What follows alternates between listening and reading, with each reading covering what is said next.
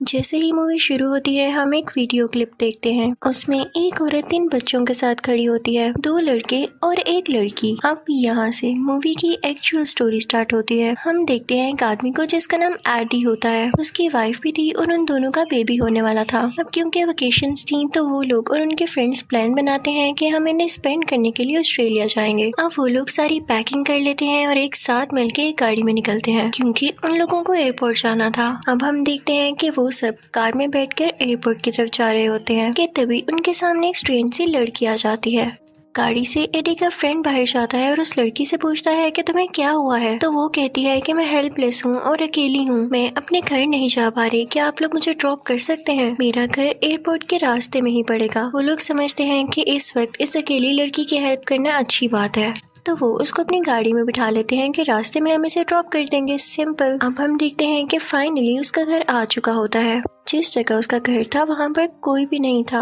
वो जगह बहुत डिसर्टेड थी, बहुत सुनसान थी। तो वो स्ट्रेंज लड़की उन सबसे रिक्वेस्ट करती है कि आप लोगों ने मेरी इतनी हेल्प की है, आप लोग मेरे घर के अंदर आ जाए, मैं आपको अपनी मॉम से मिलवाती हूँ। वो लोग आना तो नहीं चाह रहे थे लेकिन उसके ज्यादा इंसिस्ट करने पर उनको आना पड़ता है। वो लोग घर के अंदर दाखिल हो जाते हैं। आखिर उस स्ट्रेंज लड़की की मॉम वहाँ आ ही जाती है। वो सबसे बातें करने लगती है, लेकिन जिसे सबसे ज्यादा वो नोटिस कर रही थी वो एडी की वाइफ थी। फिर वो उन सबसे कहती है कि आप लोग बैठ के एंजॉय करें, बातें करें, मैं आप लोगों के लिए डिनर बना कर लाती हूँ। फिर उन दोस्तों में से फीमेल फ्रेंड कहती है कि इतनी देर मैं जरा बाहर से स्मोकिंग कर रहा हूँ। जैसे ही वो बाहर जाके स्मोकिंग करने लगती है तो कोई आदमी उसे नजर आता है। ऐसे लग रहा था जैसे वो किसी को घसीट कर लेकर जा रहा हो, ड्रैग करके लेके जा रहा हो। वो अभी ये देख ही रही होती है कि वो आदमी उसे देख लेता है और उसे काफी गौर से देखने लगता है। इस बात से वो लड़की डर जाती है और उस आदमी को इग्नोर करते हुए अंदर आ जाती है। उसके बाद वो अपने बाकी फ्रेंड्स के साथ पूरे घर को देखने लगती है, जहाँ पर उस अजीब लड़की की और उस अजीब लड़की के पेरेंट्स की पिक्चर्स लगी होती हैं। उस अजीब लड़की की मॉम का नाम डारा होता है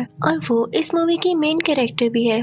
अभी वो सब पिक्चर्स देख ही रहे होते हैं कि तभी वहाँ पर डारा का बड़ा बेटा आ जाता है। वो एडी की फीमेल फ्रेंड से पूछता है कि तुम बाहर डर के अंदर क्यों आ गई। उसके बाद वो उससे और कई बातें करने लगता है और फिर हम देखते हैं कि डारा उन सब के लिए टी लेकर आती है और फिर उसके बाद डिनर टेबल पर वो सारे खाना खाने लगते हैं। फिर एडी और उसकी वाइफ रूम में रेस्ट करने चले जाते हैं और दूसरी तरफ बाकी लोग भी। लेकिन देखते ही देखते सारे बेहोश होने लगे थे, वो अपनी सेंसेस खो चुके थे। ऐसे लग रहा था जैसे डारा ने खाने में कुछ मिला दिया हो। बेचारा एक लड़का तो डाइनिंग टेबल पर ही बेहोश हो जाता है और जब उसे होश आती है तो वो अजीब लड़की उसके पास खड़ी होती है। वो उससे कहता है कि मेरे बाकी दोस्त कहाँ हैं? तो वो लड़की कहती है कि वो तो सो रहे हैं, आई थिंक तुम्हें भी सो जाना चाहिए, तुम थके होगे। लेकिन वो लड़का नोटिस करता है कि उस लड़की की हरकतें अजीब हो रही हैं और उसे डाउट भी होता है कि उसके फ्रेंड्स उसे छोड़कर रेस्ट करने कैसे जा सकते हैं। तभी वो अजीब लड़की उसकी तरफ बढ़ती है लेकिन उसे पुश कर देता है। तो वो अजीब लड़की नाइफ से उसके बाजू पर कट लगा देती है। वो लड़का उसे डर के भागने लगता है और फिर वही चाकू उठा के उसकी तरफ बढ़ता है और कहता है क्या मसला है तुम्हारे साथ। तभी वो अजीब लड़की उस पर दोबारा अटैक करने की कोशिश करती है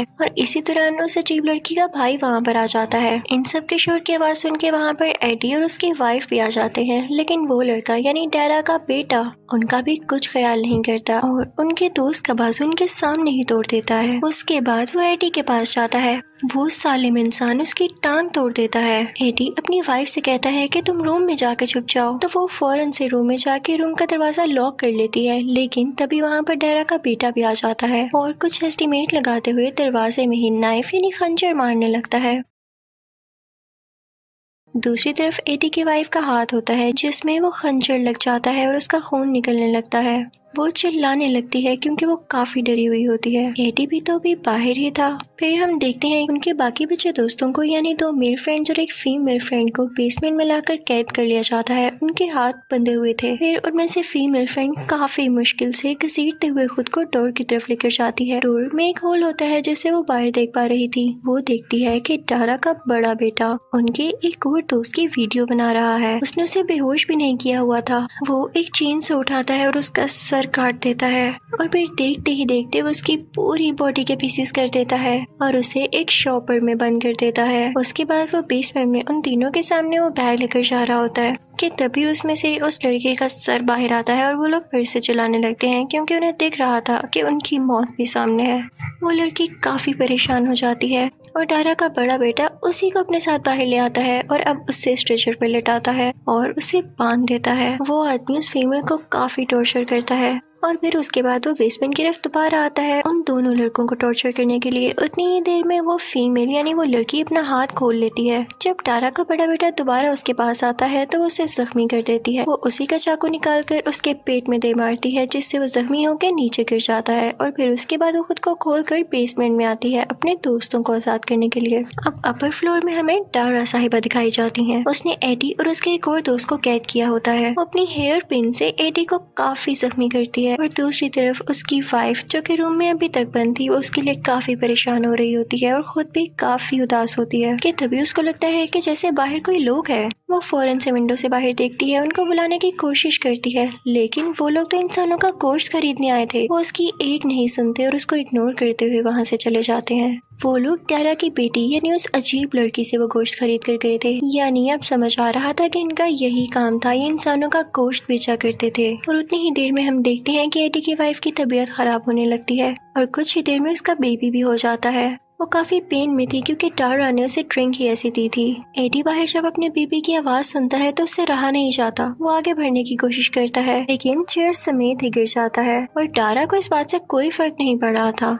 अब जैसा कि उस लड़की ने अपने बाकी दोस्तों को भी बेसमेंट से आजाद करवा लिया था, अब वो तीनों बेसमेंट छोड़ने के प्लान में थे। उन लोगों को बाहर का रास्ता मिल जाता है और वो वहाँ से बाहर जाते हैं, लेकिन तभी वहाँ पर वो अजीब सी लड़की और उसका भाई यानी टारा के ये दोनों बच्चे आते हैं और देखते हैं कि वो तीनों तो यहाँ पर है ही नहीं। वो पता लगाते हैं तो उन्हें पता चलता है कि वो तो एस्केप कर चुके हैं और वो काफी गुस्से में आ जाते हैं। ये बच्चे सच में पागल लगते थे। वो लोग अपनी गाड़ी ढूंढ रहे होते हैं लेकिन उनकी गाड़ी तो वहाँ पे थी ही नहीं, तो वो सोचते हैं कि चलो हम जंगल में चले जाते हैं इनसे बच के।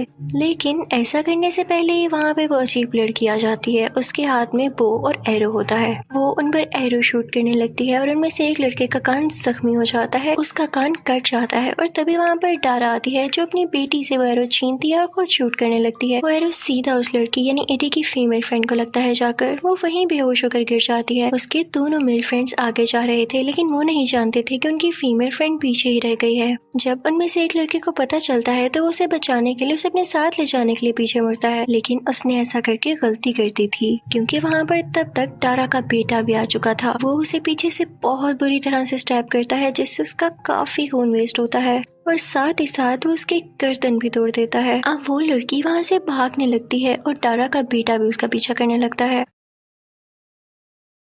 अब जो उनमें से मेल फ्रेंड बच गया था वो टारा के बेटे के सामने आता है। अब टारा का बेटा उस पर भी अटैक करने लगता है लेकिन वो वहाँ से भाग जाता है और रोड पर आ जाता है और हमें ऐसे फील होता है जैसे रोड में किसी कार के सामने वो आ चुका है और शायद वो उसके नीचे भी आ जाएगा। खैर अब सीन शिफ्ट होता है। एडी की वाइफ रूम से बाहर आती है और अपने हस्बैंड को गले से लगा लेती है क्योंकि वो जख्मी हालत में लेटा होता है और इसी बात का फायदा उठाकर टारा एडी का बेबी अपने हाथ में ले लेती है। वो उन दोनों से कहती है कि ये बेबी अब मैंने ले लिया है, अगर तुम लोग चाहते हो अपनी जान बचाना तो इस बेबी को मेरे पास ही छोड़कर यहाँ से जा सकते हो, और अगर तुम लोगों ने कोशिश की है बेबी लेने की तो फिर भूल जाना कि तुम लोग जिंदा बच पाओगे यहाँ से। तो ये तुम लोगों के पास अच्छा मौका है सोचने का, मैं तुम लोगों को सिर्फ कुछ ही वक्त दे सकती हूँ। लेकिन एडी की वाइफ अपने बेबी को कैसे जाने दे सकती थी। वो इसका पीछा करने लगती है ताकि अपना बेबी वापस ले सके। वो उसके बगैर नहीं जीना चाहती थी। पीछे से एडी भी उसको आवाज़ें देने लगता है लेकिन उसका जवाब नहीं देती तो वो खुद भी उसके पीछे जाने लगता है। एडी उनका पीछा करते करते एक रूम में पहुंच जाता है जहां पर जमीन पर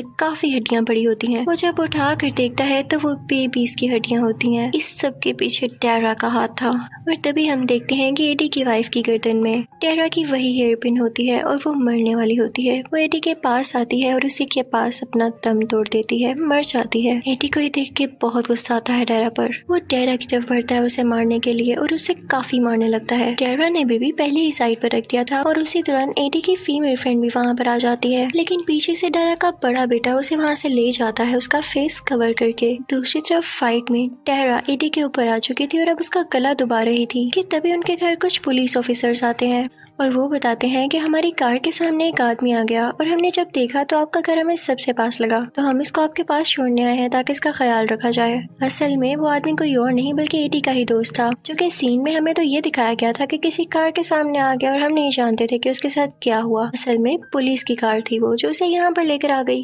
अब जनाब डायरा और उसकी बेटी कहते हैं कि ये हमारा सर्वेंट है और बाकी सबके बारे में भी कुछ और बताते हैं कि हमारा पेइंग गेस्ट है, ये हमारा ड्राइवर है या ये कुछ और है। पुलिस को भी उनकी बातें अजीब लगती हैं तो वो कहते हैं कि हम आपका घर देखना चाहते हैं, लेकिन घर देखने पर उन्हें उनके खिलाफ कोई एविडेंस नहीं मिलता। उसके बाद वो उस आदमी को छोड़ के वहाँ से चले जाते हैं, लेकिन उनमें से एक पुलिस ऑफिसर देखता है कि वहाँ पर एक टेप रिकॉर्डर है। वो उसको प्ले करता है तो वही क्लिप सामने आती है जो कि मूवी के स्टार्ट में हमने देखी।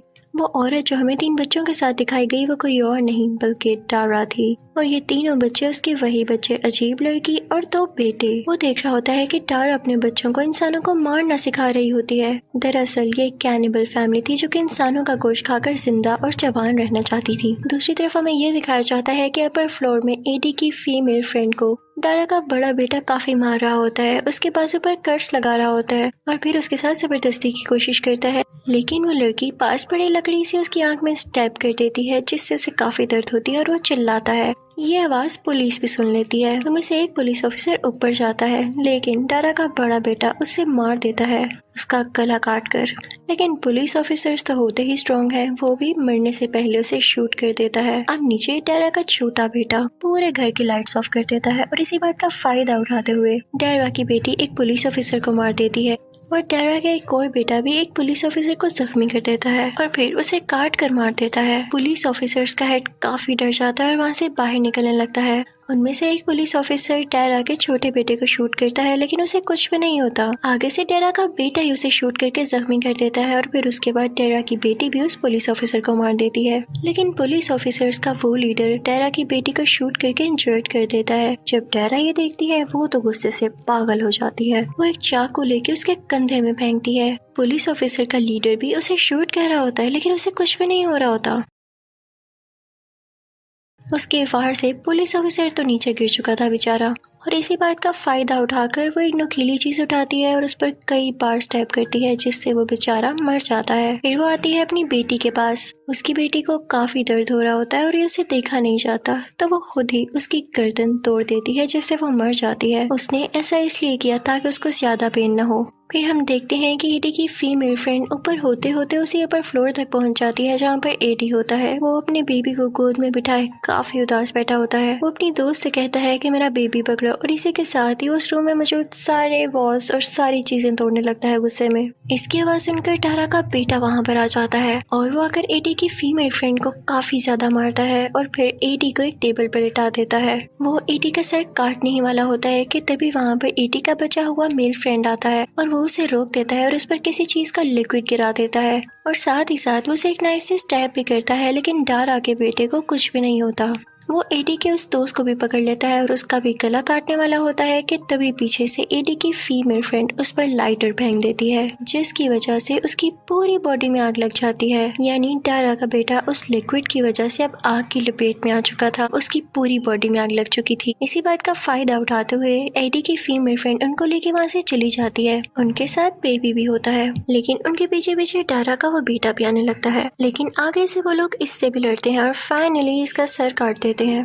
तभी हमें ये दिखाया जाता है कि टारा ने एडी के मेल फ्रेंड का सर काट दिया है और अब वो इन लोगों की तरफ बढ़ रही थी इन्हें मारने के लिए। टारा के हाथ में चेनसो होती है जिसकी वजह से एडी की फीमेल फ्रेंड जख्मी हो जाती है। तभी वहाँ पर एडी भी आ जाता है और अपनी दोस्त को बचाने की कोशिश करता है, लेकिन तभी टारा चेनसो से उसका बाजू काट देती है। वो अपने पास पड़ी गन जल्दी से अपनी फीमेल फ्रेंड की तरफ ट्रैक करता है। वो उसे कई बार शूट करने लगती है जिससे टारा को पहले तो कुछ नहीं होता, फिर उसके बाद एडी की भी फीमेल फ्रेंड उसे कई बार चेनसो से काटती है और उसका गला दबाने लगती है उसका नेकलेस खींचकर। यानी वो उसे बहुत ज्यादा मारती है जिसकी वजह से टारा अब फाइनली मर जाती है। फिर वो लड़की जाती है एडी के पास और वो मरने ही वाला होता है। वो अपनी दोस्त से कहता है कि मेरे बेटे का ख्याल रखना। वो काफी उदास हो जाती है और फिर चेन से उठाकर दरवाजे का लॉक तोड़ती है। उसके बाद वो बाहर गाड़ी में आकर बैठ जाती है, लेकिन हमें दिखाया जाता है कि टारा भी जिंदा होती है, वो मरी नहीं होती। वो उसकी गाड़ी के पास आ जाती है। अब एडी की वही फीमेल फ्रेंड फौरन से गाड़ी भगाने लगती है जिसकी वजह से टारा दूर जाकर गिरती है और गाड़ी का दरवाजा भी टूट जाता है। एडी की फीमेल फ्रेंड को फिर से लगता है कि टारा इस बार तो पक्की मर चुकी है क्योंकि वो काफी वीक जो हो चुकी थी। वो एडी की बेबी को प्यार करती है और गाड़ी को वहाँ से टर्न कर लेती है। वो वहाँ से चली जाती है, लेकिन बैक सीन में हमें ये भी दिखाया जाता है कि टेरा का हाथ अभी भी हिल रहा था, यानी उसमें अभी भी कुछ जान बाकी थी और मोस्ट प्रोबेबली वो अभी जिंदा हो सकती थी। लेकिन यहीं पर यह मूवी एंड हो जाती है।